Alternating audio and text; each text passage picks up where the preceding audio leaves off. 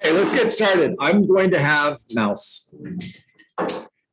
a conversation with you about good to great today. And we're going to move kind of fast. And we're actually going to be talking from 3 different books. The conversation is on good to great, though. The conversation could also be titled Mediocre to Mastery. The conversation could be titled Survival to Looking for a Job at Starbucks. And in the very first chapter of Good to Great, Jim Collins, by the way, if you don't have this book, one of the best business books ever written, this is page 1, I think. Jim Collins says, good is the enemy of great. And that is one of the key reasons why we have so little that becomes great. He goes on to say, we don't have great schools principally because we have good schools. We don't have great government principally because we have good government. No politics, guys. He goes on to say the vast majority of companies never become great precisely because the vast majority become quite good, and that's their main problem. Now, couple pages later on page 3, if you have the book, he says, can a good company become a great company? And if so, how? Or is the disease of being good incurable? Now, I could replace that with, can a good real estate agent become a great real estate agent? And if so, how? Now, a couple pages later, page 11, he says, greatness is not a function of circumstance. Think about the market that you're in right now. Think about the fact that there's very few listings that are active, that listings are hard to find, that there's 5 million real estate agents in South Florida, exaggeration, and greatness is not a function of circumstance. The condition of the market is the circumstance. Greatness, it turns out, is largely a matter of conscious choice. Here's what Gary says in Shift in the forward. And forward, Roman numeral number 28. After spending more than a year traveling across the United States. So Gary is writing this after he had published Shift and he went on a speaking tour. And when they republished the book, they added this forward. And Gary is saying, after spending more than a year traveling across the United States and Canada teaching Shift and interacting with top agents who have read and implemented its tactics, I'm more convinced than ever of this inescapable truth. We are in an era of extra effort. So if you're taking notes, and you guys know that's code for take notes. If you're taking notes, please write down, we are in an era of extra effort. When a shift occurs, people lose jobs. It's that devastatingly straightforward. You read the headlines or listen to the news, and the overriding concern of almost everyone. Now, write that if you're taking notes, make sure you underline almost everyone, because those two words are very key in this conversation. The overriding concern of almost everyone is, will I lose my job? I can replace that. Will I get into production as a real estate agent? Will I succeed as a real estate agent? Will I survive this shift? And if you're wondering, John, are we in a shift? Yes, we are. We've been in one. And even though homes are selling quickly and it's still absolutely a seller's market, we're in a shift because it's very hard to find seller listings. The market has shifted from abundance to scarcity. Do you guys hear that? We have shifted from a market of abundance to a market of scarcity. That's a shift, right, Jet? Okay. I say almost everyone because there is one group that isn't concerned. And he goes on to say, you guessed it, it's the people living to the right of the middle. A shift becomes the era of opportunity for those who are willing to do what others won't. A shift becomes an era of opportunity for those who are willing to do what others won't. A shift becomes an era of opportunity for those agents who are willing to go out and knock on doors every day. A shift becomes an era of opportunity for those agents who are willing to double down on their lead generation. A shift becomes an era of opportunity for those agents who are willing to hold themselves accountable to higher standards. A shift becomes an era of opportunity for those agents who won't stop lead generating until they've got a face-to-face appointment with a potential seller. Michael Topo, talk to us. John, you had said a statement earlier. You said greatness is largely due to Extra effort. Yeah. It's a matter, and that's not it. Greatness, you're talking about good to great. And hold on, let me go back and find it. Okay, one person. We've got people in the room taking notes. Greatness is not a function of circumstance. It's a matter of conscious. It's a matter of conscious choice. Greatness is not a matter of circumstance. It is a matter of conscious choice. Thank you. Got it, my friend. All right, Gary goes on to say, if you just came from the era of average effort, then most likely you notice that getting by effort returned getting by results. Getting by effort returned getting by results. Now that is in the market we were in. That's not the market we're in anymore. We are in a market of extra effort, which means getting by effort will not work any longer. Getting by effort in the market we were in got you average results. Getting by effort today gets you out of the business. You guys hearing me? All right.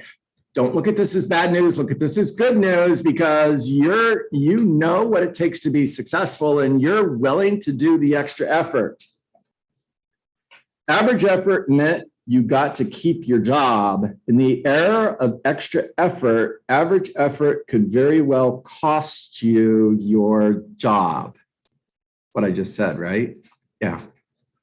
Look at it this way. In the era of average effort, it was easier to attain acceptable level of success.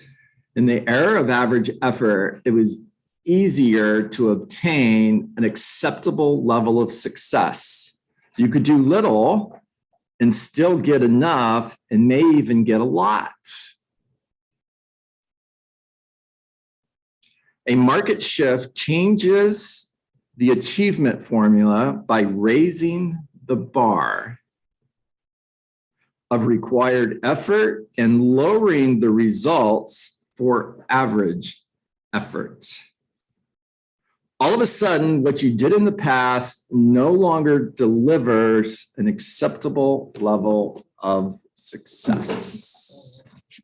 All right, I've got some more I want to share with you on this, but I want to stop for just a moment and check in and get a couple ahas. Raise your hand if you're in the room. I've got 20 plus in the room, guys, and 18 on Zoom. Vicki, talk to me. Okay, this is just so exactly my conversation yesterday. I called to thank for the referral that I had for my buyer. My friend Heather, who's not with a Keller Williams office, she is up with another company, and I won't say the name, but she had been obviously for the last year and a half, 2 years, crushing it. Mm-hmm. And she sounded very not well with the market. And I said, how is everything? She's like, I'm dying. She's like, there's nothing. And I'm like, well, you got to get out. Pay attention. Whoa. Did you guys hear that? Yes. Are we in a shift? Yes. Thank you. Vicky, keep going. And honestly, no, it's so true. And it was like, oh, wow. Like it was just reality happening at that moment. And I said that, and I wasn't shocked because I knew that there's a shift, because I am grateful, because I am blessed, because we all are grateful and we all are blessed that we're in a company, Keller Williams, but we have an amazing team leader such as you that guides us and prepares us for the world outside. And she doesn't have that. And I said, you got to get out, you got to be creative. Did you ever think of leaving? And I'm trying to plant seeds, but either way, I'm like, you got to door knock, you got to get creative. So yeah, anyway. Yep. Amazing. Love that. By the way, Vicky, back in 2007, 8, 9, when the market bubbled, the bubble burst, and there's a difference between a shifting market and a bubble bursting. We're not talking about a bubble bursting here, guys. Is the bubble going to burst? I don't know. I don't think so. And at the same time, it's a shift. But during that market, more than 3,000 real estate agents left NAR. More than 3,000 real estate agents got out of the business, right? It was also the era of greatest growth for Keller Williams Realty. That's not a coincidence. When you're in a market where it is a skill-based market, agents go where they find the skill. Mr. Topo. Got a couple of thoughts here. Getting by effort provides getting by results. And in today's market, it may get you out of the business. And one of the things that I thought about, kind of getting back to the effort piece, right? Greatness is largely due to a conscious choice. It's an era of extra effort. It makes me think about grassroots marketing, right? I don't know if you guys have noticed, and it kind of stopped obviously during COVID, but there was a long time where you wouldn't see guys with signs outside kind of flipping signs. And then a few years ago, that kind of picked up again. And then I think about, that's additional extra effort. And I know Vicky's really big on door knocking. I think about that grassroots marketing, right? Like you really got to dig in and go the extra mile, right? Do what people aren't, what they don't want to do. Maybe you have to spend, a couple of days door knocking or taking a day where you're not just lead genning for 20 contacts, you're lead genning 8 hours a day, maybe once or twice a week to really get the results that you're looking for. What he said. Keep going, Michael. You're preaching. Do it. Amen. Yeah. There it is. There, 100%. Pay attention. I want to tell you what Andy Andrews has to say on the subject. It's so cool, guys, when you are a student, and I'm a student. I read a lot. And whenever I'm reading something, one of the things that I do is ask, where else have I read this? Where else have I heard this? And we're having this conversation today. I could have picked a dozen books, but I picked 3 on the very same subject. And here's what Andy Andrews has to say on the subject. If you could choose, what kind of life would you live? Page 117 of the little things, by the way. If you could choose, what kind of life would you live? Where, how, with whom? What would you do to create value for other people? Whom would you mentor? Who would mentor you? What would you discover or learn? How would your understanding change things for the rest of us? What would you leave for your children and your grandchildren? Like most of us, you have been casually convinced slowly conditioned to believe that you have no say in the matter. If you could choose. The principle is little known, but heartbreakingly true. It is impossible for a person to outperform their acknowledged capability. Or stated another way, a person cannot achieve beyond what he or she really believes to be the truth about themselves. What a person really believes is so powerful that his or her belief actually controls their behavior. In fact, to correctly predict the level to which a person might achieve, one needs only to discover the truth about what that person believes. And this principle has nothing to do with whether what a person believes is actually true. It's simply about connection between that person's limits and what he or she truly believes deep in their heart and their mind. You see, if you could choose is a trap. It makes the assumption that you can't. Your subconscious, whether you know it or not, when you hear that, is telling you you can't choose. You know, one of the most common questions that motivational speakers like to ask is, if failure wasn't an option, what would you do? And it's a terrible question because it's assuming that failure is an option.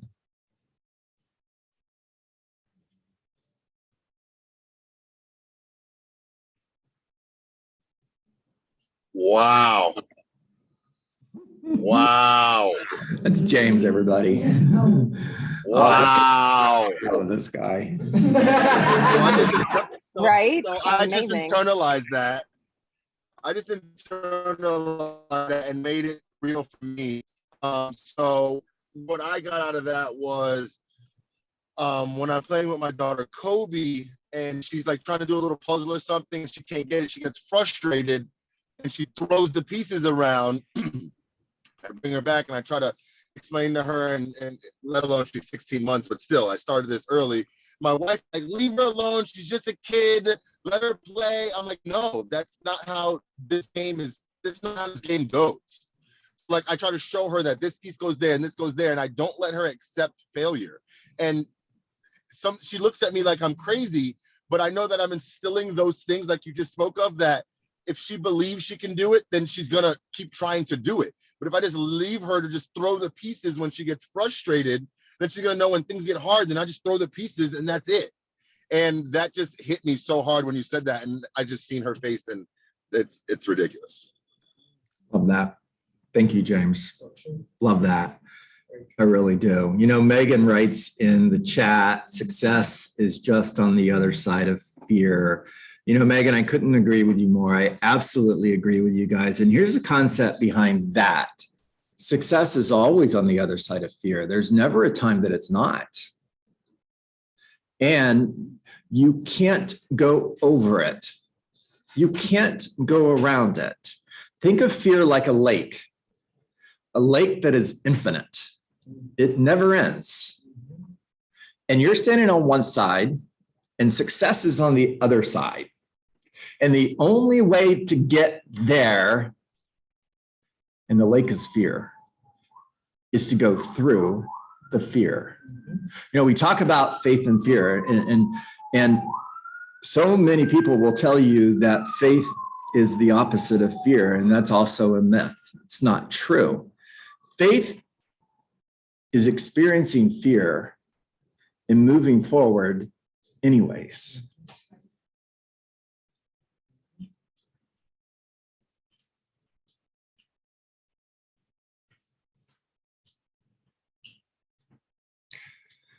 All right, I don't see any more hands up. Did you guys get good stuff today?